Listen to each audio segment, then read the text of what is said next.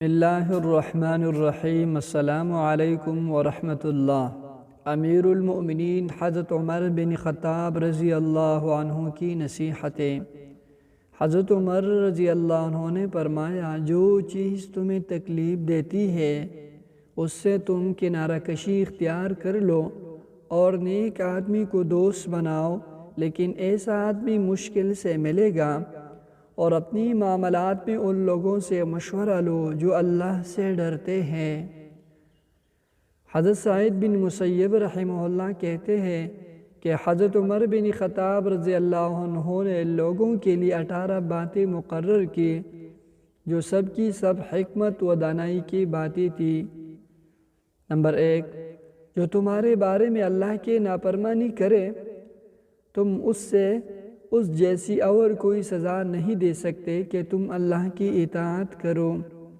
Number 2، اپنی بائیں کے بات کو کسی اچھی رخ کی طرف لے جانے کی پوری کوشش کرو۔ ہاں، اگر وہ بات ہی ایسی ہو کہ اس سے اچھی رخ کی طرف لے جانے کی کوئی صورت تم نہ بنا سکو تو اور بات ہے۔ نمبر 3، مسلمان کی زبان سے جو بول بھی نکلا ہے اور تم اس کا کوئی بھی خیر کا مطلب نکال سکتے ہو تو اس سے برے مطلب کا گمان مت کرو۔ نمبر 4، جو آدمی خود ایسے کام کرتا ہے کہ جس سے دوسروں کو بدگمانی کا موقع ملے تو وہ اپنے سے بدگمانی کرنے والے کو ہرگز ملامت نہ کرے۔ نمبر 5، جو اپنے راز کو چھپائے گا اختیار اس کے ہاتھ میں رہے گا۔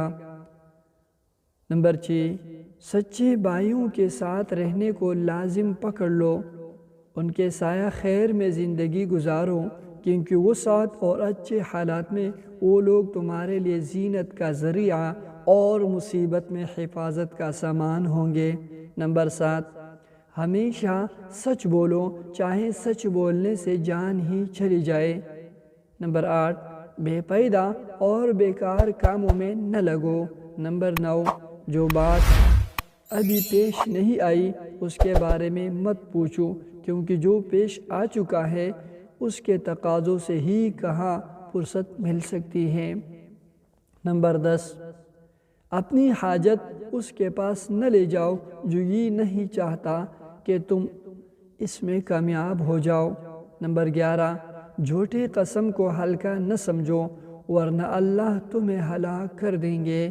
نمبر 12، بدکاروں کے ساتھ نہ رہو ورنہ تم اس سے بدکاری سیکھ لو گے۔ نمبر 13، اپنی دشمن سے الگ رہو۔